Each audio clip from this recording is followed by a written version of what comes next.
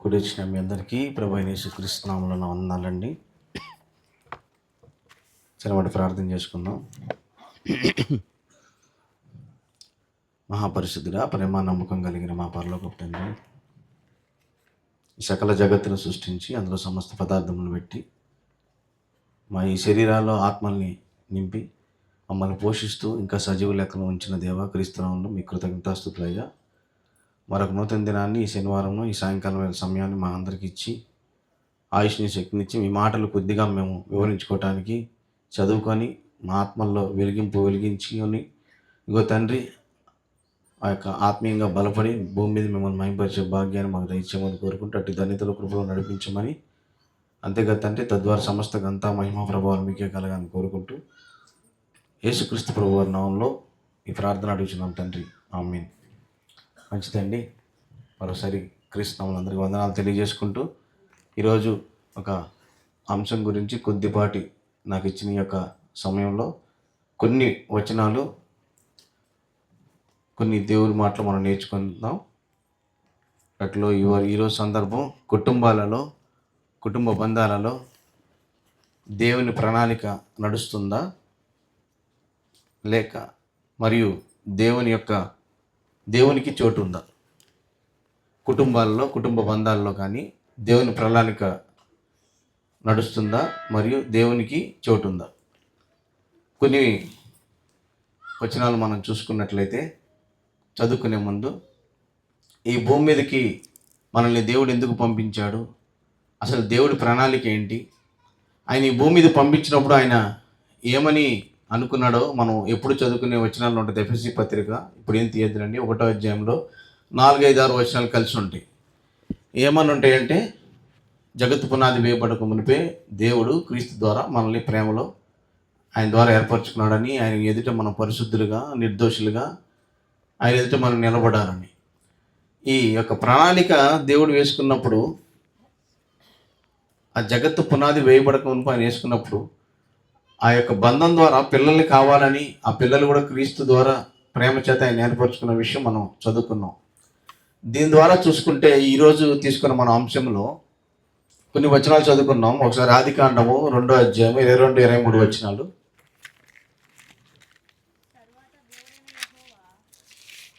తరువాత దేవుడైన యెహోవా ఆదాము నుండి తీసిన ప్రక్కటెముకను స్త్రీనిగా నిర్మించి ఆమెను ఆదాము నద్దకు తీసుకొని వచ్చెను. నా ఎముకల్లో ఒక ఎముక, నా మాంసంలో మాంసము, ఇది నరులో నుండి తీయబడిన కనుక నారి అనబడు. చాలమ్మా. తర్వాత 1:27 దేవుడు తన స్వరూపమందు నరుని సృజించెను, దేవుని స్వరూపమందు వాణ్ణి సృజించెను, స్త్రీని గాను పురుషుని గాను వాణ్ణి సృజించెను. 2:18 మరియు దేవుడైన యెహోవా నరుడు ఒంటరిగా ఉండటం మంచిది కాదు, వాటికి సాటి అయిన సహాయము వాని కొరకు చేయదు అనుకున్నాం. తర్వాత అదే 2వ అధ్యాయము 9,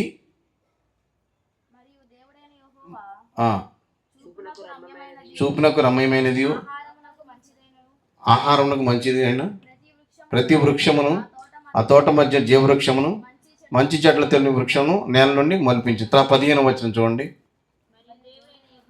మరియు దేవుడైన యెహోవా నరుని తీసుకొని ఏదైనా తోటను సేద్యపరచుటకును కాచుటకు దానిలో ఉంచెను. చాలండి. ఇక్కడ దాకా మనం చూసుకుంటే రిలేషన్షిప్ గురించి, బంధం గురించి దేవుడు ఏమని సెలవిస్తున్నాడంటే, ఆయన 6 దినాలు సృష్టించిన తర్వాత 6 దినాలు సృష్టించిన తర్వాత ఆయనకి ఏదో వెలితిగా అనిపించింది. మొదటి దినం, 2వ దినం, 3వ దినం, 4వ దినం, 5వ దినం, 6వ దినం. ఈ 6 దినాల్లో సృష్టించినప్పుడు ఆయనకి ఏదో వెలితిగా అనిపించినప్పుడు, చెట్లు ఉన్నాయి, వృక్షాలు ఉన్నాయి, ప్రకృతి ఉంది, సూర్యచంద్ర నక్షత్రాలు ఉన్నాయి, అన్నీ ఉన్నాయి. అన్నీ ఉన్న తర్వాత ఆయనకి ఏదో వెలితిగా అనిపించి, ఇప్పుడు మనం చదివిన దాంట్లో ఆయన ఏమనుకున్నాడంటే, ఈ యొక్క సృష్టిని అనుభవించడానికి ఎవరు కావాలి? ఆయన ప్రణాళిక ఏంటి? ఇందాక మనం అనుకున్నాం కదా ఎఫెసీ పత్రికలో, జగత్తు పునాది వేయబడకుండా. మరి ఆ ప్రణాళికలో మరి ఈ సృష్టి మొత్తాన్ని సృష్టించినప్పుడు దాన్ని ఎవరు ఏలేది, దాన్ని ఎవరు తీసుకునేది అనుకున్నప్పుడు ఆయన ఈ సృష్టి ఇక్కడితో ఆగకుండా దీన్ని పూర్తి చేయడానికి దేంతో పూర్తి చేశాడు? ఆయన దేంతో పూర్తి చేశాడు? వివాహ బంధంతో పూర్తి చేశాడు. అదే కదా మొదటికి మనం ఇందా చదువుకున్నాం. అన్నీ చేసిన తర్వాత చివరిగా ఎవరిని చేశాడు? ఆదాం గారిని, ఆ తర్వాత ప్రక్కటెముకలు, అక్కడే వాళ్ళిద్దరిని కలిపాడు వివాహ బంధంగా. కలిపి అంటే ఆయన అనుకున్నది ఏంటి? ఈ సృష్టిని ఇక్కడితో పూర్తిగా సృష్టించి వివాహ బంధంతో ముగించిన తర్వాత మళ్ళీ అక్కడి నుంచి మరొక సృష్టిని ఎవరి చేతిలోకి అప్పచెప్పాడు? మనుషుల చేతికి అప్పచెప్పాడు, భార్యాభర్తల చేతికి అప్పచెప్పాడు. అక్కడి నుంచి మరొక సృష్టి కలిగింది. అదే కదా అపోస్తలుల కార్యము మనం 17:26 చూడండి, 19:26 ఉంటుంది. మరియు యావత్ భూమి మీద కాపురం ఉండగా ఆయన ఒకటి నుండి ప్రతి జాతి మనిషిను సృష్టించాను. అంటే ఇక్కడ ఒక సృష్టి మొత్తం అక్కడితో ఒక వివాహ బంధంతో ఆపేసి మళ్ళీ అక్కడి నుంచి ఇంకో సృష్టి అంటే ప్రోక్రియేషన్ అంటారు. ఆ సృష్టిని చాలా మోసదు. ఆ సృష్టిని మళ్ళీ ఇంకో సృష్టి కొనసాగింపుగా భార్యాభర్తలైన మనుషులైన మన చేతిలో పెట్టినప్పుడు ఆ విషయాన్ని మనం మర్చిపోయి చాలామంది కూడా దేవుడు ఇచ్చిన ఈ యొక్క పురుషుడిని కానీ స్త్రీ కానీ వాళ్ళు పెట్టుకున్నప్పుడు చాలామంది స్త్రీలు కూడా ఏమంటారంటే పుడితే పురుషుడిలాగా పుట్టాలి, వాళ్ళకి ఏం బాధలు లేవు అని అనుకునే స్థాయిలో కొంతమంది ఉన్నారు. అంటే ఆ వివాహ బంధంలో పెట్టుకున్నప్పుడు. కానీ దేవుడు అలా సృష్టించలేదు ఇద్దరిని. ఒకసారి ఇందాక మనం చదువుకున్న వచనంలో కూడా మనం అలా అనుకుంటే చాలా తప్పుగా అనుకుంటాం. ఎందుకంటే ఒకవేళ అలా అనుకుంటే కనుక దేవుడు 1:27లోన మనం చదివి చూడండి ఒకసారి. దేవుడు తన స్వరూపం అందు అని చూడండి, బాగా చూడండి ఈ వచనం. ఇప్పటికి చాలా చూడండి. దేవుడు తన స్వరూపమందు నరుని సృజించను, దేవుని స్వరూపమందు వాణ్ణి సృజించను, స్త్రీని గాను పురుషుని గాను సృజించాను. అంటే దేవుడు సృజించేటప్పుడు ఎవరిని సృజించాడు? నరుణ్ణి సృజించాడు, పురుషుని గాను స్త్రీని గాను సృజించాడు. అంటే నువ్వు దేవుని సృష్టిలో నుంచి వచ్చావు. అంటే నువ్వు దేవుని స్వరూపమైన స్త్రీవే, నువ్వు స్త్రీవైన దేవుని స్వరూపానివే, పురుషుడివైన దేవుని స్వరూపానివే. అర్థమవుతుందా? ఇక్కడ మనం ఎవరు తక్కువ కాదు. మనం పురుషుల్లా పుట్టాలని వాళ్ళు అనుకోవడానికి లేదు, వీళ్ళ కష్టాలని వాళ్ళు అనుకోవడం లేదు. ఎందుకంటే దేవుని స్వరూపం ముందు మళ్ళీ చూడండి, దేవుడు తన స్వరూపం స్త్రీని గాను పురుషుని గాను. అంటే నువ్వు స్త్రీవైనా దేవుని స్వరూపమే, పురుషునివైనా దేవుని స్వరూపమే. ఈ విషయాన్ని మర్చిపోయి ఈరోజు ఆ యొక్క ఇందాక మనం తీసుకున్న అంశంలో కుటుంబాల్లో వివాహ బంధంలో వచ్చిన యొక్క ఏదైతే యొక్క అపార్థాలు ఉన్నాయో, ఇది నా పని కాదు, ఇది భర్త పని భర్తది కాదు భార్య అని ఇలా అనుకున్న సమయంలో దేవుడు ఎవరికి ఇచ్చారు ఆ పని బాధ్యత అనేది? ఈ సృష్టి క్రమాన్ని ఇచ్చినప్పుడు ఎవరికి ఇచ్చారు? ఒకరికే ఇచ్చాడా, ఇద్దరికి ఇచ్చాడా? ఆ 15 వచనం చూడండి, 2వ అధ్యాయం 15 వచనంలో, మరియు దేవుడే యెహోవా నరుణ్ణి తీసుకొని ఏదోని తోటను సేద్యపరచడానికి కాయుటకును. అంటే ఎంతమంది మీద ఉంది బాధ్యత? ఈ బంధం, కుటుంబ బంధం బాధ్యత ఇద్దరి మీద ఉంది, ఒకరి మీదే లేదు. అర్థమవుతుందా? సేద్యుటకు కాయపరచడం అంటే ఇద్దరు చెయ్యాలి. ఇద్దరు చేస్తున్నప్పుడు ఇద్దరు నాది కాదన్న బాధ్యత ఎప్పుడైతే వేరు అవుతుందో అప్పుడు కుటుంబంలో దేవుని ప్రణాళిక అనేది నెరవేరదు. ఒకవేళ అలా మనం అనుకున్నట్లయితే కనుక ఆ క్రమంలో ఉంటే కనుక నాది భర్త తప్పు చేసినప్పుడు భర్త ఆయన తప్పులకి నాకు సంబంధం లేదని, భార్య తప్పు చేసినప్పుడు భార్య తప్పులకి నాకు సంబంధం లేదని ఇంట్లో తన అపార్థం వచ్చినప్పుడు అలా అనుకునేటట్టయితే ఎవరు తప్పు చేసినా, భర్త తప్పు చేసినా అది భార్యది అవుతుంది బాధ్యత, భార్య తప్పు చేసినా భర్తది అవుతుంది. ఎందుకంటే తప్పు ఎవరు చేసినా బయట అంటే లోకస్తులు జనాలు ఒకరిని అడుగుతారు, వీళ్ళ తరఫున వాళ్ళని అడుగుతారు. కానీ దేవుడు ఎవరిని అడుగుతాడు తెలుసా?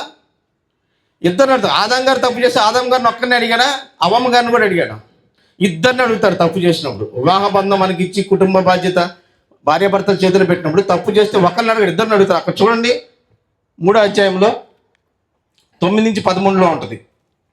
దేవుడైన యెహోవా ఆదాముని పిలిచి నువ్వు ఎక్కడ ఉన్నావని అందుకు అతడు నేను తోటలో నీ స్వరం విన్నప్పుడు దిగంబరిగా ఉంటున్నాను, భయపడి దాక్కుంటున్నాను. అందుకైన నీవు ఇదన్నీ తెలిసిన తర్వాత అందుకు ఆదాము నాతో నుండుటకు నీవు నాకు ఇచ్చిన ఈ స్త్రీ ఆ వృక్షఫలంలో కొని నాకు ఇయ్యగా నేను తిన్నాను. అప్పుడు దేవుడైన యెహోవా స్త్రీతో నీవు చేసినది ఏమని అడుగగా స్త్రీ సర్పము నన్ను మోసపుచ్చినది తింటినా నేను. అంటే ఇక్కడ ఏంటి? తప్పు చేసినప్పుడు ఒకరిని అడిగాడా దేవుడు? ఇద్దరిని అడిగాడా? ఇద్దరు అడిగాడు. కానీ ఇద్దరు ఎవరి మీద వేశారు నేరం? దేవుడిచ్చిన ఈ సృష్టిని కొనసాగింపుగా మనుషుని సృష్టించి వివాహ బంధంతో ముగించి ఆ సృష్టి క్రమాన్ని అక్కడి నుంచి మళ్ళీ సృష్టికి కొనసాగింపుగా భార్యాభర్తల చేతిలో మనుషుల చేతిలో పెట్టినప్పుడు వాళ్ళు తప్పు చేయకుండా దేవుడు చెప్పిన ఆ యొక్క ఏదైతే క్రమం ఉందో ఆ యొక్క ఏజుర్మానాన్ని సేద్యపరచడానికి కాయటానికి ఇచ్చిన ఆ విషయాన్ని మర్చిపోయి దేవుడి క్రమాన్ని పక్కన పెడితే తప్పు చేసినప్పుడు దేవుడిని పక్షపాతం లేకుండా ఇద్దరిని అడిగినప్పుడు అడిగిన తర్వాత వాళ్ళు దేవుడు చెప్పిన మాట వినకుండా దూరం అయ్యారు. ఆ దూరం అయినప్పుడు ఆ దేవుడి ప్రణాళిక అక్కడ నెరవేరిందా? నెరవేరలేదు. ఆ తర్వాత ఏ పరిస్థితులు ఎదుర్కొన్నాయి చూడండి. ఆ కుటుంబంలో 4వ అధ్యాయంలో హేబేలు కయీను పుట్టిన తర్వాత 8 నుంచి 11లో ఉంటుంది చూడండి. అదంతా మనకు తెలుసు. ఆయన హేబేలు అర్పణని స్వీకరించడం, కయ్యూనికి కోపం రావటం. ఆ తర్వాత ఏం జరిగింది చూడండి. అక్కడ కయ్యూను తన తమ్ముడైన హేబేలుతో మాట్లాడాను. వారు పొలంలో ఉన్నప్పుడు కయ్యూను తన తమ్ముడైన హేబేలు మీద పడి అతన్ని చంపాను. దేవుడు అడుగుతూ, నీ తమ్ముడైన హేబేలు ఎక్కడున్నాడని కయ్యూను అడగా అతడు, నేను ఎరుగను, నా తమ్మునికి నేను కావలి వాడినా నేను. అప్పుడు ఆయన, నీవు చేసిన పని ఏమిటి? నీ తమ్ముని రక్తం ఒక స్వరము నేలలో నుండి నాకు మొరపెట్టుచున్నది. అది చాలండి. అంటే ఇక్కడ ఏమీ జరగకపోయినా దేవుడి ప్రణాళికకి ఇద్దరు భార్యాభర్తలు దూరం అయినందుకు అన్నదమ్ములు ఏ రకంగా శత్రువులయ్యారో చూడండి. ఎవరైతే హేబేలు గారు దేవుడికి ఇచ్చిన అర్పణ ఏదైతే ఉందో దేవుడు స్వీకరించినప్పుడు అన్నయ్యకి ఏమైనా వచ్చింది? కోపం. పగబెట్టుకుని ఏం చేశాడు? చంపేశాడు. అప్పుడు భూమి మీద మొట్టమొదటి మనిషి మరణం ప్రారంభమైంది. ఇప్పటికి ఎన్నో యుగాలుగా ఆయుధాలంటూ అన్నదమ్ముల మధ్యలో యుద్ధాలు, బంధాలు, దేవుడి ప్రణాళిక దూరమై ఆయుధాలంటూ మారుతూ వస్తున్నాయి. కానీ ఎన్నో యుగాలుగా యుద్ధాలు మాత్రం ఆగట్ల అన్నదమ్ముల మధ్యలో. ఇదే మొట్టమొదటి మనిషి మరణం భూమి మీద. అది అన్నదమ్ముల యుద్ధంతోనే ప్రారంభమైంది. దేవుడి ప్రణాళిక దూరం అయ్యట్లే ఇలా జరిగింది. ఇంకో సందర్భం మనం చూసుకున్నట్లయితే కనుక ఇంకా ఈ కుటుంబ బంధాల్లో ఇప్పుడు దాకా మనం చూసింది భార్యాభర్తలు దేవుడి ప్రణాళికలో దూరం అయితే ఏమవుతారు. తర్వాత ఇప్పుడు అన్నదమ్ముల దగ్గరికి వచ్చాం. ఇదే అన్నదమ్ముల విషయంలో యోసేపు గారి జీవితం ఏం జరిగిందో ఒకసారి చూద్దామా? ఆదికాండము 39వ అధ్యాయం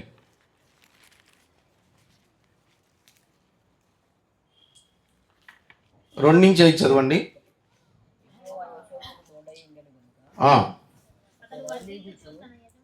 వర్ధిల్లుచు తన యజమానుడగు ఆ ఐగుప్తి నింట ఉండెను. యెహోవా అతనికి తోడై ఉండెనని అతడు చేసినంత అతని చేతిలో యెహోవా సఫలం చేసినని అతని యజమాని చూసినప్పుడు యోసేపు మీద అతనికి కటాక్షం కలిగాను కనుక పరిచర్య చేయవాడాయను. మరియు అతడు తన ఇంటి మీద అతను నియమించి మనకల్ని అతని చేతికి అప్పగించను.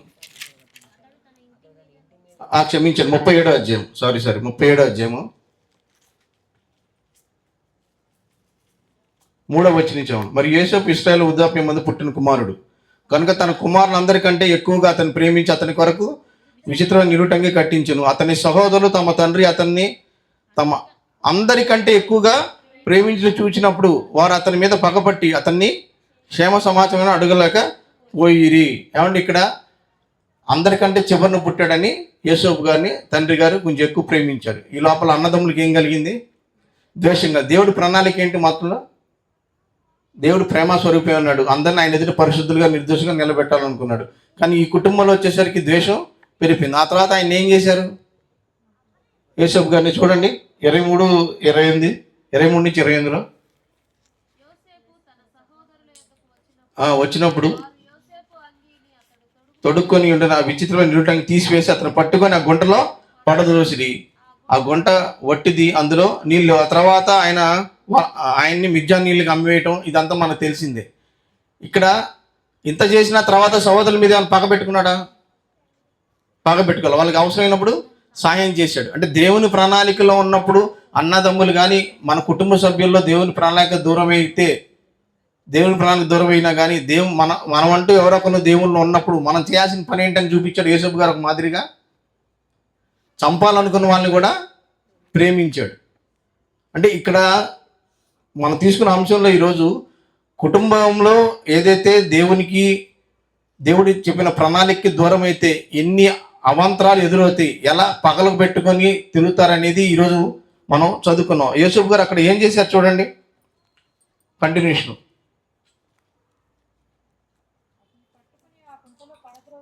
పడద్రోసి అందులో నీళ్లు లేవు. భోజనం చేయి కూర్చుండి కళ్ళెత్తి చూడగా ఐగుప్తునకు తీసుకొని పోవుటకు గుగ్గిలము, మస్తక్రియ, బోళమునకు చాలండి. అక్కడ చదువుతూ తర్వాత మిద్యానీయులైన వర్తకులు ఆ మీదకు వెలుచుండగా వారు ఆ గుంటలోని యోసేపును పైకి తీసి ఆ ఇష్మాయిలకు 20 తులముల వెండికి అతన్ని అమ్మివేసిరి. వారు యోసేపునకు ఐగుప్తును తీసుకొని పోయారు. ఆ తర్వాత ఏం జరిగిందో మనకు తెలుసు, ఇప్పుడు చదువుకున్నాం. అంటే ఇక్కడ ఈ యొక్క డిస్టర్బెన్సెస్ ఏవైతే వస్తున్నాయో ఇవన్నీ మన దేవుని ప్రణాళికల్లో కుటుంబంలో కనుక చోటిస్తే వస్తాయా లేవనేది మన జీవితంలో మనం ఎదురే సంఘటన బట్టి మనం తాసపడతా ఉంటే, మనం ఎదురవుతూ ఉంటే మనం దాన్ని పరీక్షగా తీసుకొని ముందుకు వెళ్తూ ఉండాలి.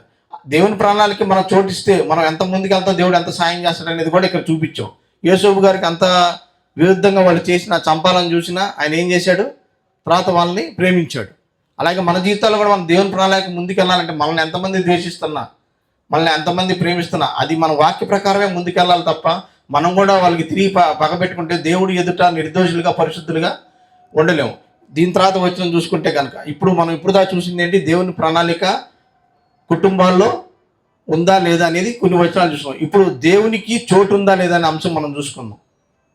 దేవుడు వేసిన ప్రణాళికలో మనం భార్యాభర్తలుగా సృష్టిని సృష్టించినప్పుడు ఆ సృష్టికర్తకి మనం దేవునికి పిల్లలకి అప్పచెప్పి ఆయన చెప్పినట్టు బ్రతకాల్సిన మనము బ్రతకకుండా దేవునికి దూరం అయితే, దేవుడిచ్చిన కుటుంబ వ్యవస్థని మనం ఆయన చెప్పిన పనిని చేయకుండా మన ఇష్టానుసారం మన నిర్ణయాలు తీసుకుంటే ఆ తర్వాత అన్నదమ్ముల మధ్య ఏం జరిగింది అలా చూసుకుంటా వస్తూ ఉంటే ఈ ప్రణాళికలో మనుషులు ఎంతోమంది దేవుడికి దూరం అవుతూ ఉన్నారు. ఇజ్రాయెల్ జాతి కానీ తర్వాత ఇప్పుడున్న మన క్రైస్తవులు కానీ జాతి అనగానే మనం ఇప్పుడు అంటే మనుషులందరూ దేవుడికి ఎంతో దూరం అయిపోయి, ఇప్పుడు జాతి అనగానే మనం చాలామంది క్యాస్ట్ అనుకుంటాం. క్యాస్ట్ కదా, బ్రిటిష్ వాళ్ళు పెట్టిన క్యాస్ట్ అది వేరు.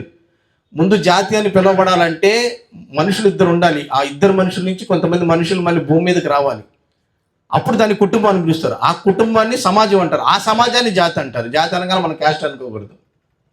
ఈ సమాజం మన దేవుని ముందు దేవునికి చోటిస్తుందా, ఇంత నిర్విర్యంగా సువార్త ప్రకటింపబడుతున్నా దేవుని మనుషులు హృదయంలోకి దేవుడిని ఎందుకు చోటు ఇవ్వలేకపోతున్నారు?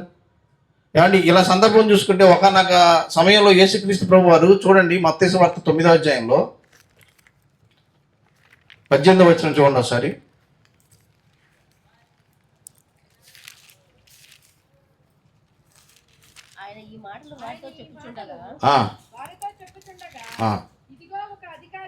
ఒక అధికారి వచ్చి ఆయనకి బ్రొక్కి చనిపోయినది అయినను నీవు వచ్చి ఉంచుము, బ్రతుకున నేను. చాలమ్మ అక్కడ ఇదే మాట 8:42 ఉంటుంది చూడండి, లోకాసు వార్తలో. 12 ఏళ్ళు ఈడని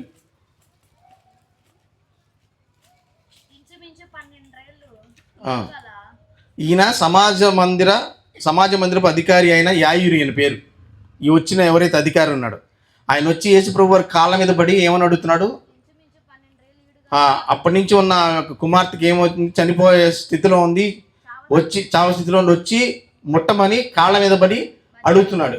ఈరోజు అంత అధికారి వచ్చి యేసుప్రభు వారిని పిలిచి అతని ఇంటికి తీసుకెళ్తుంటే మనము ఏ అధికారం లేకపోయినా, మన దగ్గర ఏమీ లేకపోయినా ప్రభువారి మాటలు, దేవుని మాటలు నిర్విర్యంగా వినిపిస్తున్నా కానీ, ఇక్కడికి వచ్చి వింటున్నా కానీ, చర్చిలకి వెళ్ళి వింటున్నా కానీ, ఎంతమంది మన కుటుంబాల్లోకి మన ఇంట్లోకి దేవునికి స్థలం ఇస్తున్నాం, దేవుణ్ణి పిలుస్తున్నాం. మనం ఆయన హృదయం అనే తలుపు దగ్గర నుంచి తలుపు తట్టుచూనే ఉన్నాడు, కానీ ఎంతమంది మనం తీసుకున్నాం. ఆ అధికారి యాయూర్ అనే ఆయన ఎంత పెద్ద అధికారి అయినా ఉండి కూడా ఆయన్ని ఎలా పిలుస్తున్నాడు, వచ్చి కాళ్ళ మీద పడి బతికినాడుకుంటున్నాడు.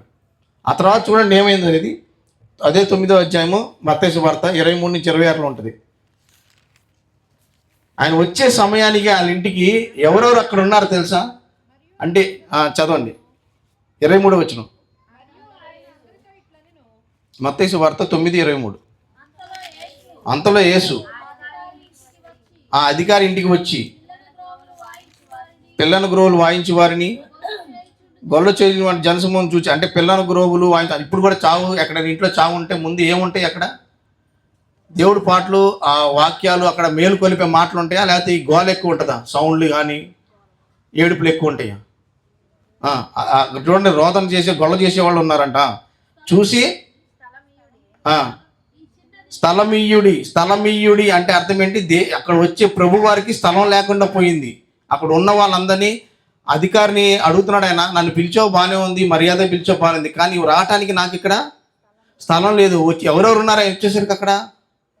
పిల్లలను గ్రోవి వాళ్ళు, గొల్ల చేసేవాళ్ళు, స్నేహితులు కానీ, కుటుంబ సభ్యులు, వీళ్ళందరూ ఉన్నాయి. ఇప్పుడు ఈరోజు కూడా మనం వాక్యం వినటానికి వచ్చినా కానీ, సంఘానికి వచ్చినా, చర్చికి వచ్చినా, బయట ఇటువంటి ప్రాంతాల్లోకి వచ్చినా, మన మనసు ఇక్కడ ఉంటుందా లేదా? మన మనసులో ఎవరెవరు ఉంటున్నారు?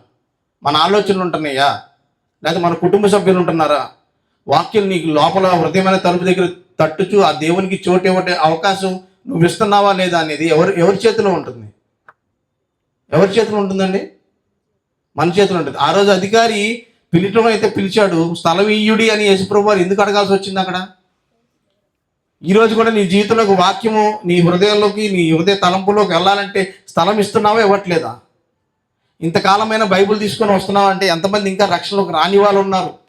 ఏ క్షణాన్ని ఏం జరుగుతుందో కూడా తెలియలేదు. ఇప్పుడే మన సహోదరుడు కృష్ణ గారికి ఒక ఫోటో చూపించాను నేను. ఇక్కడ పెద్ద ఊరు, 2 రోజుల క్రితం, 16 సంవత్సరాలు 17 సంవత్సరాల పిల్లవాడు, సరిగ్గా చదువుకోలేదని, మార్కులు సరిగ్గా రాలేదని స్కూల్లో ప్రోగ్రెస్ ఇప్పుడు పంపిస్తే వాళ్ళకి బాగానే ఆస్తుంది. అబ్బాయి కూడా బాప్తిజం తీసుకున్నాడు. వాళ్ళ నాన్నగారు అన్నారంట, పర్లేదు లేరా తర్వాత చదువుకుందిలే అని. మరి ఏం మనసులో వేదన పడ్డాడు లేదో, ఆత్మహత్య చేసుకుని చచ్చిపోయాడు. సంఖ్య అభిలాష ఇది ఉంది అబ్బాయి పేరు, ఫోటోలో ఉంది. 16 సంవత్సరాలు 17 సంవత్సరాల పిల్లడు మళ్ళీ బాప్తిజం తీసుకున్నాంట, చర్చికి వెళ్తా అంటే పాటలు బాగా పాడతారంట. ఆ సమయానికి ఏమనిపిస్తే అది చేసేస్తున్నారు మనుషులు. అదే వాక్యం, ఈ హృదయంలో వాక్యం అనే హృదయం అనే స్థలంలో వాక్యానికి చోటు ఇచ్చి ప్రభుని మనం అంగీకరించి ఆ స్థలాన్ని ఆయనకి ఇస్తే, చుట్టుపక్కల చూసిన వాళ్ళు తండ్రి తిట్టాడు కూడా చనిపోయారని చెప్తున్నారు. తండ్రికి ఏం చెప్తున్నా అంటే, నేను ఒక్క మాట అనలేదు, ఇప్పుడు కాదు తర్వాత అన్నా చదువుకోవచ్చు, చదువు ఇంపార్టెంట్ ఏం కాదని అన్నాను. ఈ మాటకి ఎలా చనిపోతాడని ఆయన గొల్లుకొని ఆయన ఏడుస్తున్నాడంట. 16 సంవత్సరాల పిల్లడు బాప్తిజం తీసుకొని ఎంతో సేవ చేయాల్సిన పిల్లడు బాప్తిజం తీసుకున్న తర్వాత కూడా ఆలోచనలు వస్తాయంటే, మరి ఎంతైతే మనం లోపల వాక్యాలు నాటుకొని స్థలం ఇస్తామో దాన్ని బట్టి మన ప్రవర్తన, మన జీవితం ముందు ఉంటుంది. నువ్వు ఒక మనిషితో మాట్లాడుతున్నా, ఆ మనిషితో నవ్వుతున్నా, ఏ బంధమైనా అవ్వండి, అన్న చెల్లి అవ్వండి, తమ్ముడు అవ్వండి, భార్య భర్తలు అవ్వండి, ఏదైనా అవ్వండి, వాళ్ళు మనల్ని ఎటువంటి చూపుతానో చూడనివ్వండి. మనం ఎంతవరకు వాక్య ప్రకారం మన హృదయంలో స్థలం ఇచ్చి ఆ వాక్యాన్ని పాటిస్తూ మనం లోపల కల్మషం లేకుండా ఉన్నాం. ఏమంటే మనం ఏ ఉద్దేశంతో మాట్లాడినా మన ఉద్దేశాలు దేవుడికి తెలుస్తుంది.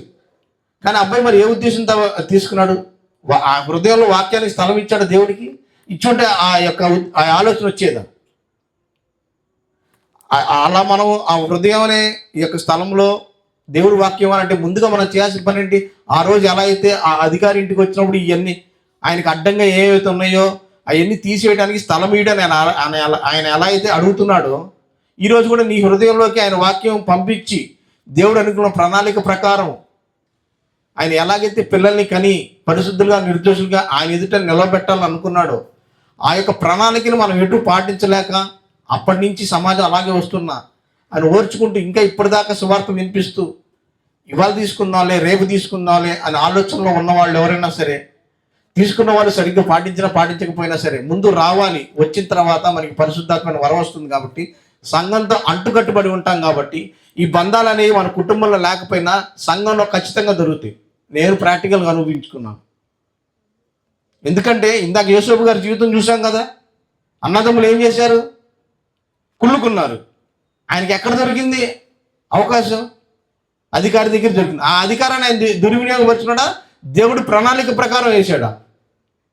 దేవుడి ప్రణాళిక ప్రకారం ప్రేమను చూపించాడు తిరిగి.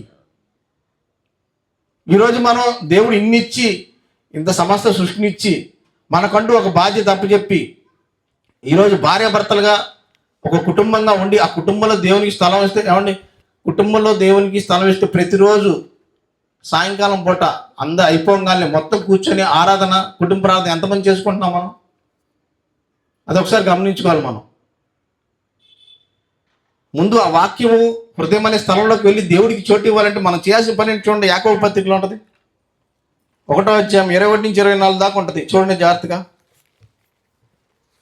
అధికారి ఇంటికి వచ్చినప్పుడు స్థలం ఇడి అని మిగతా వాళ్ళని ఎలా అయితే వెళ్ళిపోమన్నాడో, ఆయన లోపలికి వచ్చి ఆమెను ముట్టి ఆ చిన్నదాన్ని ఎలా అయితే రక్షించాడో, ఈరోజు నిన్ను రక్షించడానికి లోపల ఉన్న ఏవైతే ఉన్నాయో నీ ఆలోచనలు, నీ పాపపు అలవాట్లు ఏవైతే ఉన్నాయో అవన్నీ తీసివేయటానికి ఆయన స్థలం ఇవ్వాలంటే ముందుగా నువ్వేం చేయాలి? 1వ అధ్యాయం 21 నుంచి 22 వరకు చూడండి. యాకోబు పత్రిక ఒక్కో పాయింట్ నోట్ చేసిన. అందుచేత సమస్త కల్మషం, విర్రవీగుచున్న దుష్టత్వం మానాలంటే ముందు నీకు ఆలోచన ఏం రావాలి? ముందు వాక్యం వినాలి. నా హృదయం అనే స్థలంలో దేవుని వాక్యాన్ని చోటు ఇవ్వాలి, ప్రభువు చోటు ఇవ్వాలి. నా ఆలోచన ముందు వచ్చి ఇక్కడ కూర్చోవాలి. కూర్చున్నప్పుడు నీకు ఫస్ట్ ఉండకూడదు 2 పాయింట్లు ఏంటి? సమస్త కల్మషం ఉండకూడదు, విర్రవీచిన దుష్టత్వం కూడా మానేసి నేను మానేస్తున్నాను కూర్చొని లోపల నాటబడి. ఏం నాటబడాలి? లోపల ఆత్మను రక్షించుటకు శక్తిగల వాక్యమును సాత్వికంతో అంగీకరించాలి. సాత్వికంతో అంగీకరించాలి. వస్తున్నాం, వింటున్నాం, వెళ్ళిపోతున్నాం, తర్వాత తీసుకుందాం రక్షణ అంటే ఏ క్షణాన్ని ఏం జరిగిద్దో ఎవరికి తెలీదు. మీ జీవితం ఏ పాటిదని ఉంది? ఇంతలో కనపడి అంతలో మాయపై ఆవిరి వంటిది. ఏమండి, ఇందాక మనం దేవుడు ఇచ్చిన ప్రణాళికలో ఒక మనిషి నుండి ప్రతి జాతి ఎలా అయితే పుట్టించాలని దేవుడు మనం చదువుకున్నామా? ఒకరి నుండి ప్రతి జాతి మనిషి సృష్టించాం. ఒక్కడి నుంచి అంతమంది ఎలా వస్తారండి? ఏమండి, ఇది అద్భుతమా కాదా? 2 మనుషులు కలిస్తే ఇంకో మనిషి నాటనేది దేవుడి క్రియేషన్. ఈ క్రియేషన్ని మనం అసలుకి ఎలా గుర్తించగలదు? మీరు ఉదాహరణ ఏమైనా చూసుకోగలరా? ఆకాశ పక్షులను చూడండి, అవి విత్తపోయి ఉన్నాడు, చెట్లను చూడమన్నాడు. వాటిని చూసి ఏం నేర్చుకోవాలి? ఉదాహరణ చూసుకుంటే ఇప్పుడు మామిడి ట్యాంక్ ఉంది. అది మనం నేలలో పాతిన తర్వాత ముందు కొమ్మ, తర్వాత వృక్షం వచ్చి దాని నిండా మొత్తం మళ్ళీ ఆ సీజన్లో కాయలు వస్తాయి. ముందు నాటింది మన టెంక కాయలా? అంటే ఒక ట్యాంక్ నుంచి ఒక ట్యాంకులో ఇవన్నీ ఉన్నట్టే కదా. అది అంత పెద్ద మర్రి చెట్టు అయ్యి దాన్ని చూసినప్పుడు మనకి ఏమనిపించాలి? దేవుడి ప్రణాళిక కనిపించాలి. ఒక విత్తనం నుంచి ఇన్ని వచ్చినాయని దాన్ని చూస్తున్నప్పుడు దాని ఓపిక తెలుసా మీకు?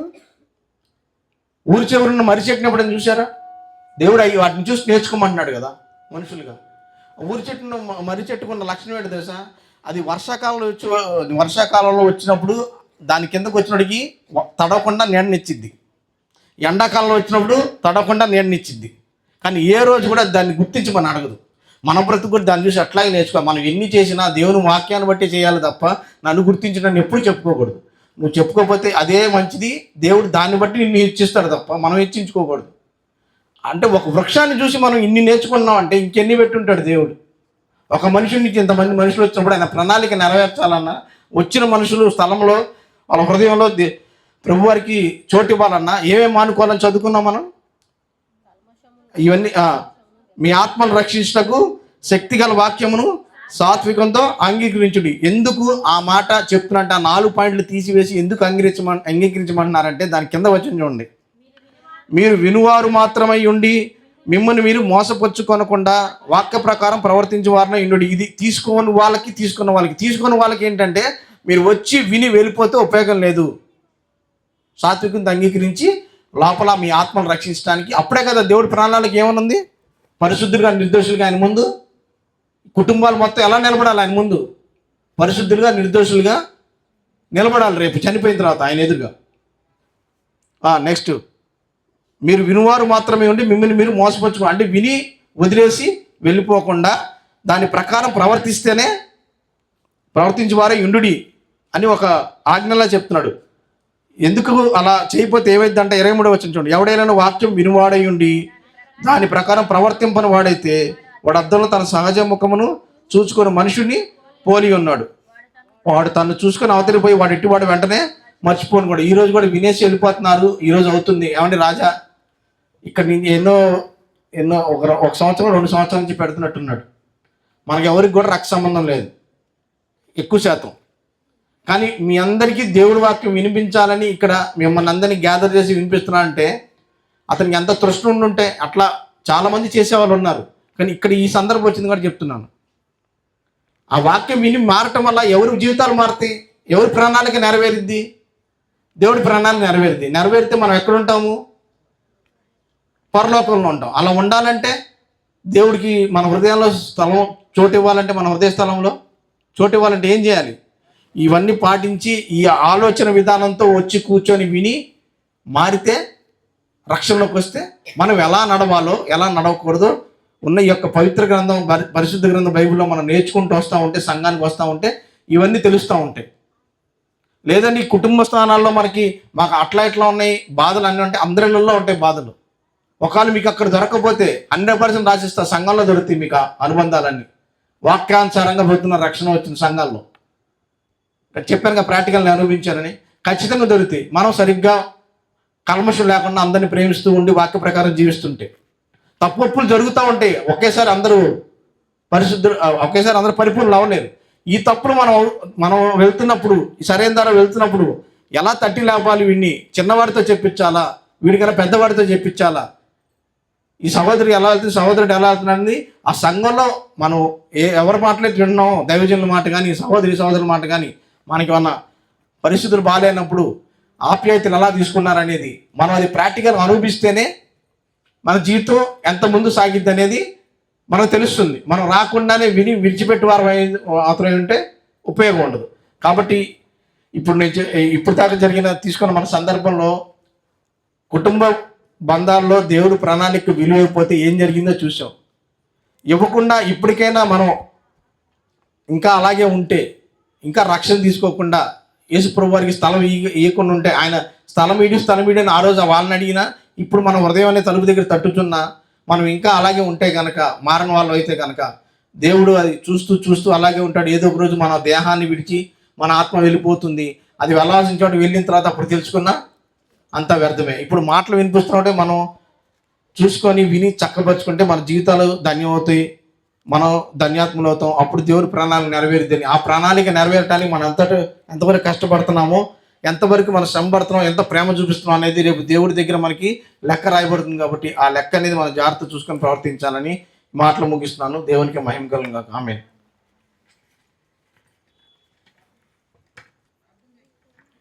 మంచిదండి, ప్రార్థన చేసుకుందాం. పరమందు ఆశీనుడు అయిన మా పరలోకపు తండ్రి, సర్వశక్తిమంతుడా, సర్వాధికారి అయిన మా దేవ, అయ్యా ఈ భూమి మీదకి మనుషులుగా మమ్మల్ని పంపించి మీరు సృష్టించిన ఈ యొక్క సృష్టికి మేము ఇదిగో తండ్రి, మమ్మల్ని ఆశీర్వదించారు ఈ సృష్టిని అనుభవించమని. అయితే వాటిని అనుభవిస్తున్నామనే కానీ మీ ప్రణాళిక ఏంటనేది, మీ ప్రియకుమార్ యేసుప్రభు యొక్క ఆయన్ని మా జీవితంలోకి తీసుకోలేక, స్థలము ఇవ్వక మా ఇష్టానుసారం బ్రతుకున్న మేము మీరున్న లోకానికి రావాలంటే ఎలా ఉండాలో, ఎలా ఉండకూడదు కొన్ని మాటలు వివరించుకున్నాం తండ్రి. తప్పులు పొరపాట్లు ఏమైనా దొరుకుంటే మీ చిత్తం మీద క్రీస్తునామములో క్షమించండి తండ్రి. మీ చిత్త ప్రకారం బ్రతకడానికి మాకు ఇస్తున్న తరుణాన్ని బట్టి కూడా క్రీస్తునామములో కృతజ్ఞతాస్తుతులు తెలియజేసుకుంటూ, ప్రతి వారం ఇక్కడ జరుగుతున్న ఈ కూడికి జ్ఞాపకం చేసుకోండి. కష్టపడి పెట్టిస్తున్న రాజాని, సంఘస్థుల్ని, చుట్టుపక్కల ప్రాంతానికి దీవించండి.